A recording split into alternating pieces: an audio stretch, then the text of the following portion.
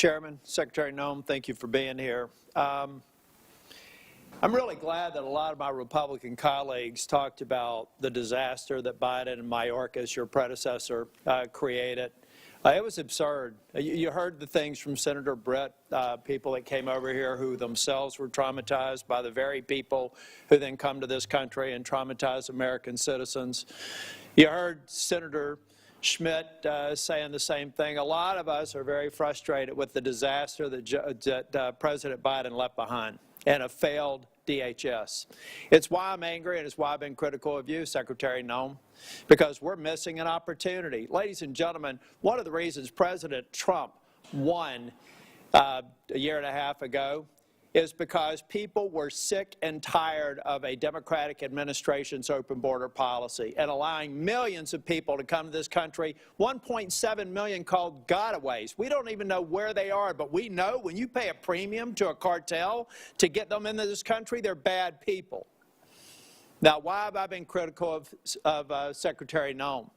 Because I don't think we're focusing on, we have limited resources. ICE can't be everywhere at once.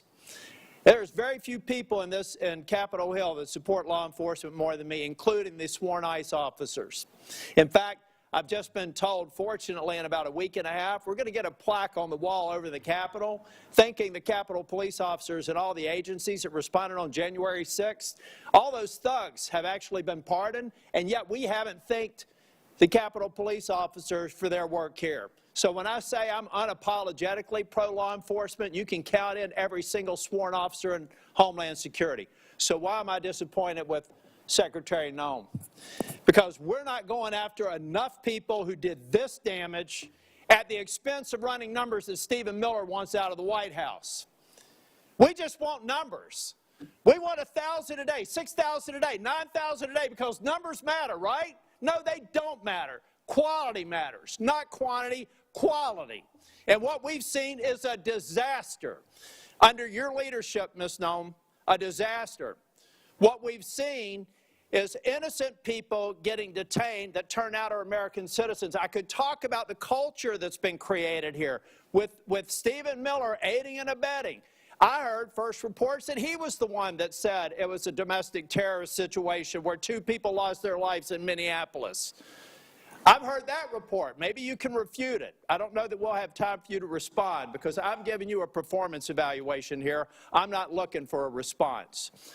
And I'm saying, Ms. Noem, that time after time after time I've been disappointed. But before I get back to looking at the vicious people that did this damage to these families, I want to talk a minute about FEMA. You have a policy right now that anything over $100,000 has to go through your desk for approval. I asked my staff, because I'm a management consultant, I don't try to do cheap shots in here, but the facts do not lie. This is your administration for FEMA response. This is President Trump's first administration. Which one would you like to have? If you're a state that has a $60 billion disaster, your biggest disaster in South Dakota that I can tell that when you were an elected official was about $500 million. So 1/100th of this single storm where thousands of people are hurting in North Carolina and you're just barely catching up.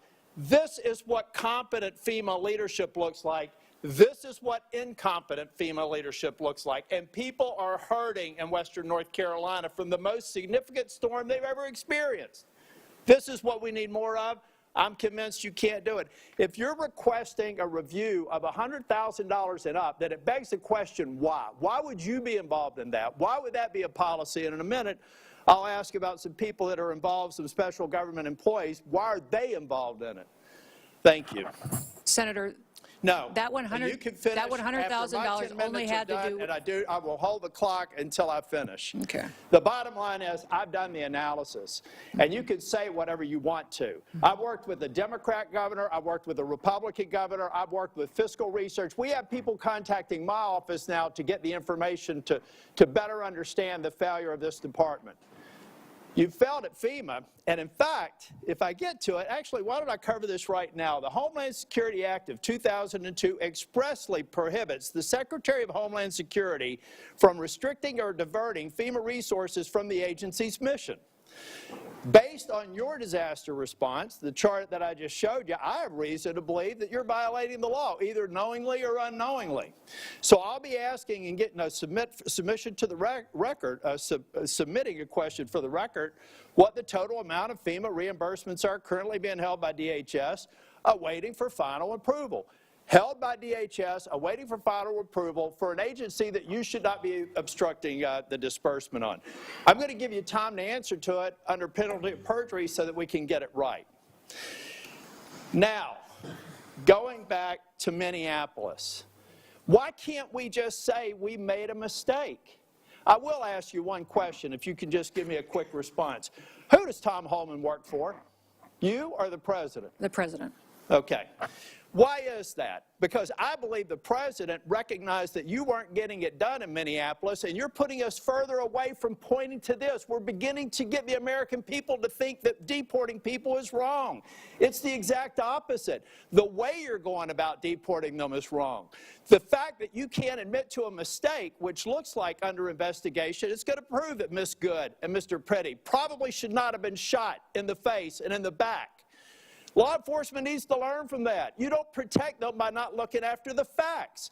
Not only should the FBI be investigating it, but every single law enforcement agency in that jurisdiction should be invited to it. So our law enforcement officers do not have this pall cast upon them. One of the reasons why ICE officers are having threats, and damn the people that threaten ICE officers, because so many of them are doing a good job, is because you've cast a pall on them by acting like we should investigate things differently. Officer-involved shootings have a formula that we should go through every time. And we're not going through that formula. As a matter of fact, in Ms. Good's case, I think that they were even saying that maybe there wasn't even a need to do it in the DOJ. I hope that that's changed. But I'm telling you, it was a civil rights review. I saw your frown. You can correct me if I'm wrong. But originally, Blanche said there wouldn't be an investigation. Folks, law enforcement, we've got to have their back. We've got to make it clear when they make a mistake, then they get corrected for it. But you don't walk away from it, and you've done it too many times. Now, Secretary, I read your book last week. And honestly, some of the parts of it impressed me, but some of it distresses me. And I'll give you a good example of one that does. The passage where you talk about killing a dog that was 14 months old. I train dogs, all right? And you are a farmer. You should know better. You should know that if you're going out to a hunting lodge and you're putting pheasants out and you're putting dogs out, you don't take a puppy out there. A 14-month-old dog is basically a teenager in dog years. You decided to kill that dog because you had not invested the appropriate time in training, and then you have the audacity to go into a book and say it's a leadership lesson about tough choices. It's in your book. We could play it if we had time. At that same lunch hour, you killed a goat. And you killed the goat because you said it was behaving badly. You are a farmer. You don't castrate a goat. They behave badly. You should have probably done that before. But my point is, those are bad decisions made in the heat of the moment, not unlike what happened up in Minneapolis. I expect we're an exceptional nation. And one of the reasons we're exceptional is we expect exceptional leadership. And you've demonstrated anything but that in the time that I've seen you responding to the emergency in North Carolina and across the Southeast, and acknowledging when mistakes are made, and speaking too soon for the expedient of social media or whatever it is. I'll leave you with this, Ms. Noem. I'm expecting answers to Charlotte's Web. I requested it a month ago. That was one of the investigations in Charlotte, 20 minutes from where I live. All I asked for, if it had to be anonymized, was information so that I could determine if your hit rate is right. I want to find more of those people, and I want to detain fewer of the others. And Mr. Chair, in my remaining time, I have a lot to go. But I want to submit this letter from the Office of Inspector General that cites 10 different instances under Ms. Noem's leadership where they've been misled and not allowed to pursue investigations that they think are critically important. Does anybody have any idea how bad it has to be for the OIG in this agency to come out and do this publicly, that is stonewalling, that's a failure of leadership, and that is why I've called for your resignation. And if I don't get an answer to these questions, I don't want an applause. Please don't do that for me. If I don't get an answer to these questions, if I don't get an answer that you've had a month to respond to, and the remaining ones, as of today, I'll be informing leadership that I'm putting a hold on any en bloc nominations until I get a response. And in 2 weeks, if I don't get a response, I'm going to deny quorum and markup in as many committees as I can until I get a response.